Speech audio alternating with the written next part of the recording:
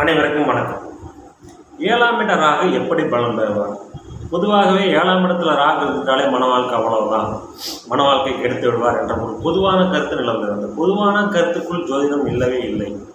ராகு இருக்கும் வீட்டை கெடுத்துத்தான் பலன் தருவார் என்பது விதி. அதே சமயம் ராகு இருக்கும் வீட்டை வளர்க்கவும் செய்வார். ராகு அந்த வீட்டை கெடுத்திருக்கிறாரா வளர்த்திருக்கிறாரா என்பதை பொறுத்துத்தான் 7ஆம் இட ராகு நல்லது செய்வாரா கெட்டது செய்வாரா என்பதை நாம் அறிய வேண்டும். எனவே கேந்திர கோணங்களில் இருக்கும் ராகுகள் அந்த பாவத்தை கெடுப்பார்கள் என்றாலும் சில நிலைகளில் அந்த பாவத்தை வளர்ப்பார்கள். குறிப்பாக ஆமேடம், மிருகசுரா, நண்டுகன்னி என்று சொல்லக்கூடிய மேசம், கிரசமம், கடகம், கன்னி, மகரம் இந்த 5 வீடுகளில் இருக்கும் ராகு எந்த விதமான பாவகிரக தொடர்பும் இல்லாமல் இருக்கும் பட்சத்தில் அந்த ராகு சுயமாக நன்மைகளை செய்வார் என்று கூறப்படுகிறது. ராகு அந்த வீட்டதிபதியை பிரதிபலிப்பார், அவ்வளவுதான். அந்த வீட்டதிபதி நன்றாக இருக்கும் பட்சத்தில் ராகு அந்த பாவத்தை வளர்ப்பார். எனவே 7ஆம் இடத்தில் ராகு இருந்தாலே கெடுபலன்தான் என்ற நிலை ஒரு பொதுவான கருத்துத்தான். அந்த பொதுவான கருத்தை வைத்துக்கொண்டு நாம் ஜோதிட பலன் கூற முடியாது. எல்லா விதிக்கும் விதிவிலக்கு உண்டு. விதிவிலக்கு என்று உள்ளே சென்று கொண்டிருக்கும் பொழுதுதான் நமக்கு துல்லிய பலன் கிடைக்கும். சரி, 7ஆம் இட ராகு எப்படி நல்ல பலன்களை செய்வார் என்பதை ஒரு உதாரண ஜாதகத்தின் மூலம் பார்க்கலாம். இந்த ஜாதகர் பிறந்தது 8/10/1989 1:20 AM அளவில் பிறந்திருக்கார். கிட்டத்தட்ட 36 வயது ஆகிறது. இந்த ஜாதகருக்கு இன்னும் திருமணம் ஆகவில்லை. திருமணமாகாததற்கு காரணம் சனி செவ்வாய் ஒருவர் பார்த்துக் கொள்வதும், ராசிக்கு 7ஆம் இடத்தை சனி பார்ப்பதும், உத்தரகாரகன் குரு 12இல் மறைவதும். ஏனென்றால் திருமணம் நடந்தால் புத்திர பாக்கியம் கொடுக்க வேண்டும். புத்திர தோஷம் இருந்தாலும் திருமணம் தாமதமாக. இந்த அமைப்பில் இந்த ஜாதகருக்கு இன்னும் திருமணம் ஆகவில்லை. அதே சமயம் இங்கே பார்த்தீங்கன்னா 7ஆம் அதிபதி அதுக்கு தசாபுத்தி அறிஞர்கள் ஒத்துழைக்கவில்லை. சுக்கிர திசை வந்திருக்கா, சூரிய திசை, சந்திர திசை, செவ்வாய் திசை எல்லாமே இந்த சனியின் தொடர்பை பெற்று தசை நடத்துகிறது. சுக்கிர திசை இளமையிலேயே சென்று விடுகிறது. இளமையில் செல்லும் சுக்கிர திசையால் எந்த பலனும் ஜாதகருக்கு கிடைக்கப் போவதில்லை. சுக்கிரனுடைய காரத்துவங்கள் எதுவும் கிடைக்காது.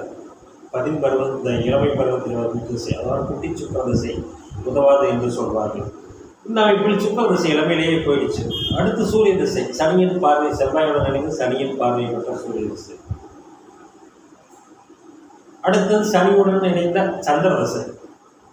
அடுத்தது சனியின் பார்வை பெற்ற செவ்வாய் திசை. இப்படி முழுக்க சனியின் தொடர்பிலே, அட்டமாதிபதியின் தொடர்பை பெற்ற தசைகளே நடந்ததால் இந்த ஜாதகருக்கு திருமணமாகவில்லை. வாழ்க்கையில் பெரிய முன்னேற்றமும் எதுவும் இல்லை. அதே சமயம் லக்னாதிபதி 6இல் மறைந்தாலும் வளர் சனியுடன் இணைந்தாலும் வளர் சூரிய கேந்திரத்தில் இருக்கும் வளர்வை சந்திரனாகி குருவின் பார்வையில் இருந்தால் ஜாதகர் நல்ல குணம் படைத்தவர். அதெல்லாம் எந்த விதமான மாற்று கருத்தும் இல்லை. தற்பொழுது ராகு திசை ஆரம்பித்திருக்கிறது. இந்த ராகு திசை திருமணம் இந்த ஜாதகருக்கு நடக்குமா என்றால் உறுதியாக நடக்கும். ஏனென்றால் 7ஆம் அதிபதி குருவின் பார்வையில் வளர்வை சந்திரனுடன் இணைந்த குருவின் பார்வையில் இருக்க, 5ஆம் அதிபதி செவ்வாய் சனியின் பார்வை பெற்றாலும் 5ஆம் இடத்தில் தனித்த சுக்கிரன் இருக்கிறார். குரு சுக்கிரன் திரிகோணத்தில் இருக்கும்போது அந்த திரிகோண பாவக பலன்களை தருவார். 5ஆம் இடத்தில் இருக்கும் சுக்கிரன் கண்டிப்பாக பெண் குழந்தை இந்த ஜாதகருக்கு தந்தே தீர்வார். ஏனென்றால் உத்தரகாரகன் குரு 12இல் மறைவது, 5ஆம் அதிபதி சனியின் பார்வையை பெறுவது இந்த ஜாதகருக்கு ஆண் வாரிசு என்பது கிடைக்காது.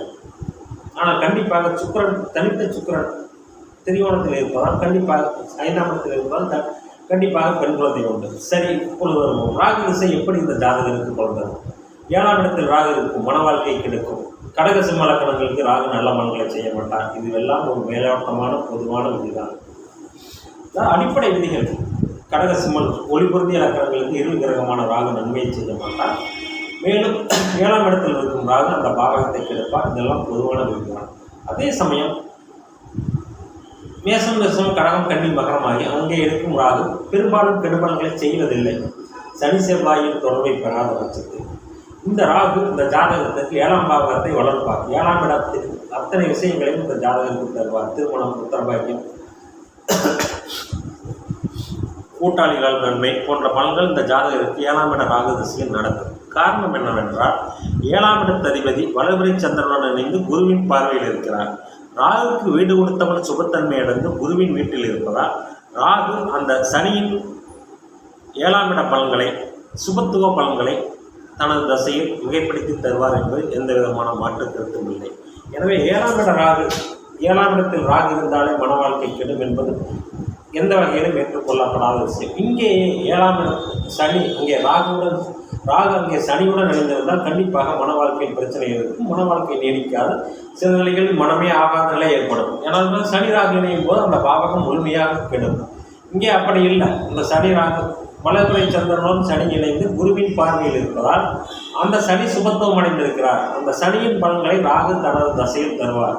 எனவே இந்த 7ஆம் இட ராகு 7ஆம் பாவகத்தின் சுப விஷயங்களை இந்த ஜாதகருக்கு தந்து நல்ல மன வாழ்க்கையை தருவார் என்பதில் எந்த விதமான மாற்று கருத்தும் இல்லை. எனவே பொதுவான கருத்துக்களின் ஜோதிடத்தை கூறாமல், ஜோதிட பலன்களை உரைக்காமல் அதற்குண்டான விதிவிலக்குகளை அறியும் போது நமக்கு துல்லியமான பலன் கிடைக்கும். நன்றி, வணக்கம்.